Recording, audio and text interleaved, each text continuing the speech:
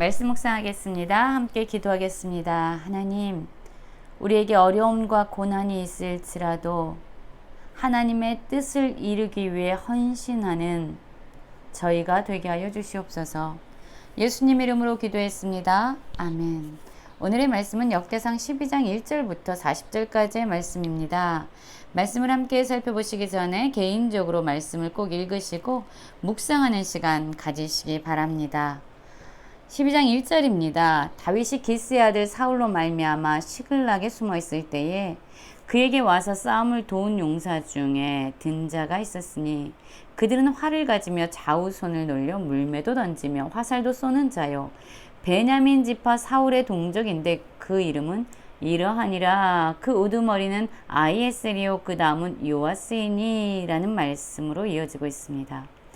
여러분, 다윗은 이스라엘의 첫 번째 왕이었던 사울로 말미암아 이스라엘 땅에 머물지 못하고 블레셋의 도망자의 신분으로 망명하여 살게 됩니다. 블레셋 시글락이라는 지역에 머물러 있을 때에 많은 사람들이 다윗을 돕기 위해서 그에게 찾아옵니다. 그런데 그 사람 중에는요, 베냐민 지파 사울의 동족이 있었습니다. 사실 사울의 동족이라 하면 사울은 왕이었잖아요. 그것만 생각해 놓고 본다면 혈연이 동일한 자기 지파의 사람을 돕는 것이 당연한데 베냐민 지파 사울의 동족이었음에도 불구하고 사울을 돕지 않고 사울의 편에 서는 것이 아니라 다윗이 왕이 되도록 그를 도우러 온 사람들이 있었던 겁니다. 그것도 다윗이 힘이 세고 권력을 가질 때가 아니라 블레셋 땅 시글락에 숨어있는 도망자의 신분으로 살아갈 때 말입니다.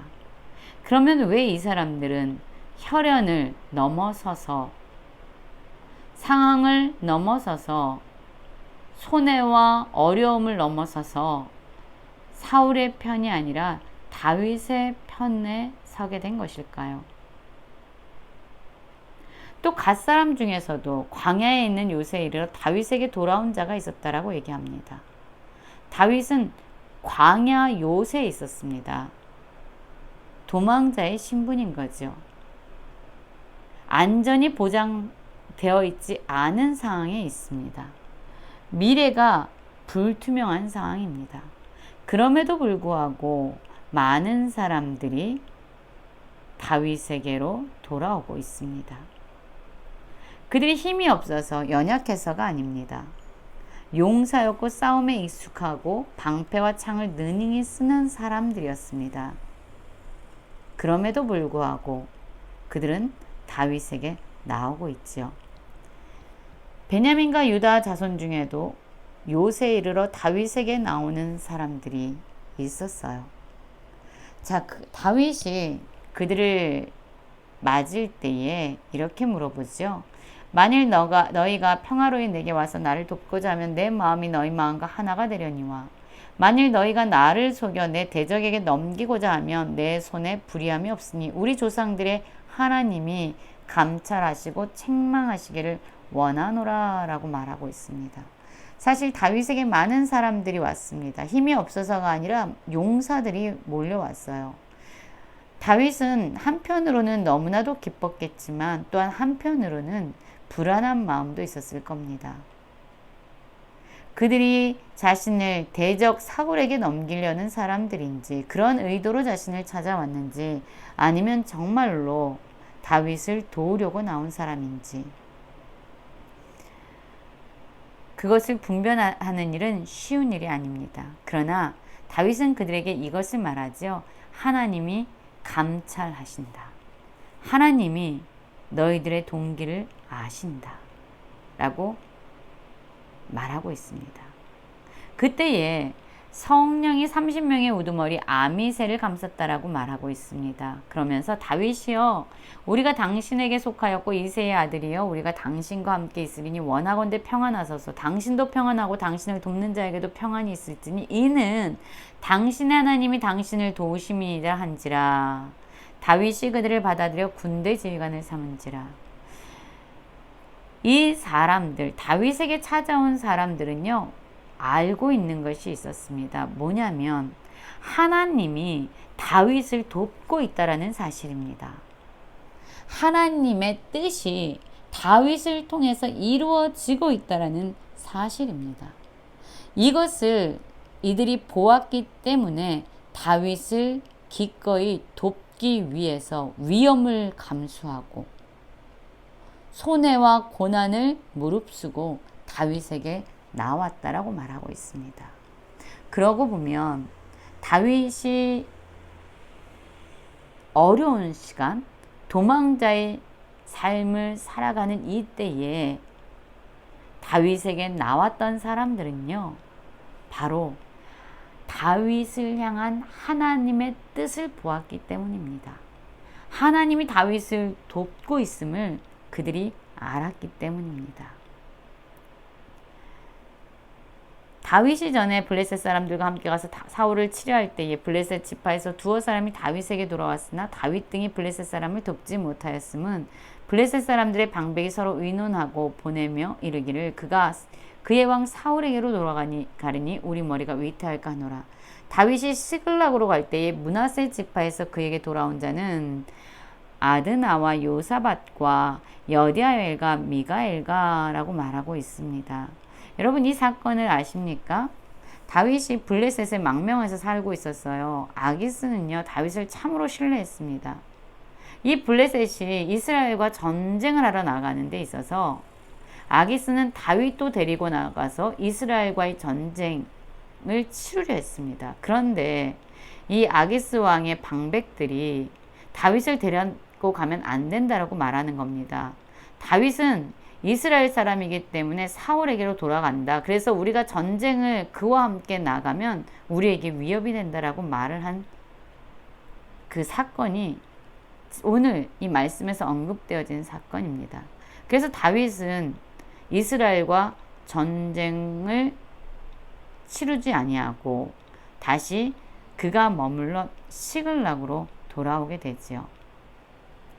여러분 이러한 상황, 참으로 위험한 상황, 위기의 상황이 다윗에게 여러 번 닥쳐오고 있습니다. 그런데 그러한 상황이었음에도 불구하고 그때의 사람이 날마다 다윗에게로 돌아와서 그를 돕고자 했다라고 말하고 있습니다.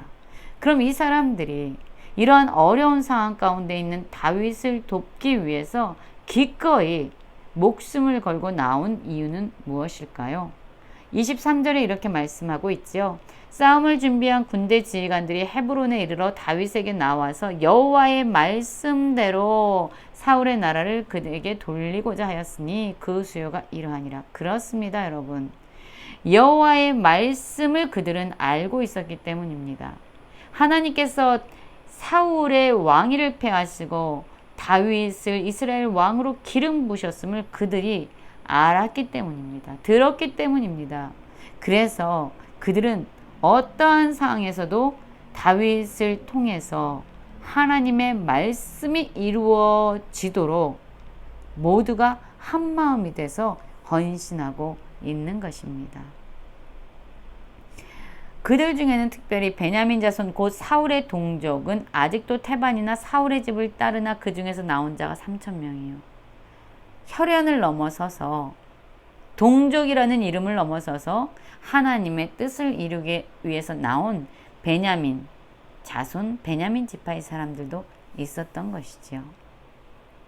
그리고 정말 이 모든 군사가 전열을 갖췄고요. 다 성심으로 헤브론에 이르러서 다윗을 온 이스라엘의 왕으로 삼고자 했다. 즉 모두가 한마음이 돼서 다윗을 이스라엘 왕으로 삼고자 하신 하나님의 뜻을 한마음으로 이루어 갔다라고 말씀하고 있습니다. 그리고 이렇게 한마음이 돼서 하나님의 뜻을 이룰 때에 그 가운데는 풍성함과 기쁨이 있었습니다. 여러분, 하나님의 뜻을 이루기 위해서, 하나님의 말씀에 순종하기 위해서, 하나님의 나라를 세워가는 일에 우리는 어떤 상황에서도, 어떤 고난 앞에서도, 어떤 위기와 어떠한 손해 앞에서도 기꺼이 그 순종의 길을 따라갈 수 있으십니까? 지금 보기에는 불확실해 보이고 위험해 보인 일일지라도 하나님 말씀하시면 기꺼이 그 자리에 머물러 서겠습니까? 오늘 하나님께서 우리를 통해서 이루기 원하시는 말씀이 무엇인지 다시 한번 묵상해 보면서 어떤 손해가 있어도, 어떻게 자존심을 내려놓고 어떠한 고난이 올지라도 기꺼이 하나님의 말씀을 이루기 위해서 헌신하는 모든 성도님들 되시길 간절히 기도합니다.